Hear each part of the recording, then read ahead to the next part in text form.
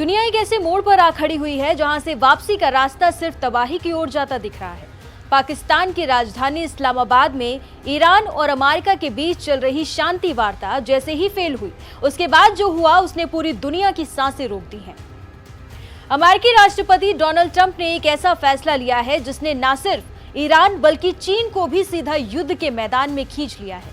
Trump ने straight of Hormuz की नाकेबंदी का ऐलान कर दिया है। ये वो समुद्री रास्ता है जहां से दुनिया का 20% तेल गुजरता है। लेकिन इस बार मामला सिर्फ अमेरिका और ईरान का नहीं रह गया है। इस कहानी में अब ड्रैगन यानी चीन की एंट्री भी हो गई है।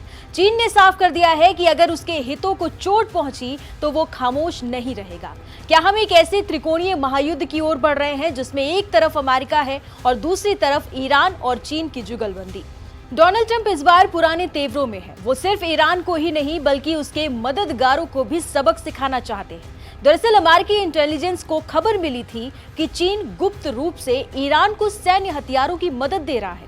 इस पर ट्रंप ने कड़ा प्रहार करते हुए कहा कि अगर चीन ने ईरान की मदद बंद नहीं की तो उस पर 50% का भारी भरकम टैरिफ लगा दिया जाएगा।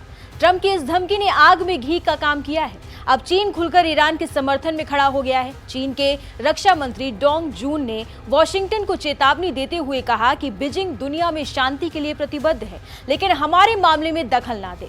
चीन ने साफ कर दिया कि ईरान के साथ उसके पुराने ऊर्जा और व्यापारिक समझौते हैं और वो उनका सम्मान करेगा। चीन का कहना है कि हॉर्मुज के रास्ते पर ईरान का कंट्रोल है और उसके जहाज वहां से गुजरते रहेंगे। सवाल यह है कि आखिर चीन इस मामले में इतना आक्रामक क्यों हो रहा है? इसकी वजह है उसकी रगों में दौड़ने वाला तेल। चीन ईरानी तेल का दुनिया में सबसे बड़ा खरीदार है। अगर ट्रंप की नाकेबंदी सफल होती है तो चीन की एनर्जी सप्लाई लाइन पूरी तरह से कट जाएगी। इसका सीधा असर चीन की फैक्ट्रियों, उसकी इकोनॉमी और उसकी ताकत पर पड़ेगा। अमेरिका का वार सीधे चीन की कमजोर नस पर है। ट्रंप जानते हैं कि ईरान को झुकाने का रास्ता बीजिंग से होकर गुजरता है।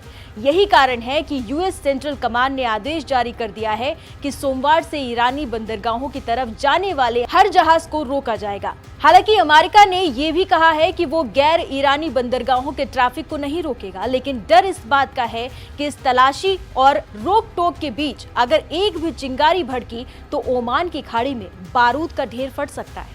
अब पूरी दुनिया की नजरें सोमवार की उस डेडलाइन पर हैं जब अमेरिकी नौसेना अपनी कार्रवाई शुरू करेगी। एक तरफ ईरान ने तेल की कीमतों को लेकर चेतावनी दी है तो दूसरी तरफ चीन ने अपनी नौसेना को अलर्ट पर रखने के संकेत दे डाले हैं। ये सिर्फ दो देशों की लड़ाई नहीं रह गई है, ये ग्लोबल सुपर पावर बनने की जंग है। ट्रंप का निशाना भले ही तेहरान हो, लेकिन उनके निशाने पर असल में चीन का बढ़ता प्रभाव है। अगर हॉर्मुज का रास्ता बंद होता है तो पूरी दुनिया में पेट्रोल डीजल की कीमतें आसमान छूने लगेंगी और वैश्विक अर्थव्यवस्था चरमरा जाएगी।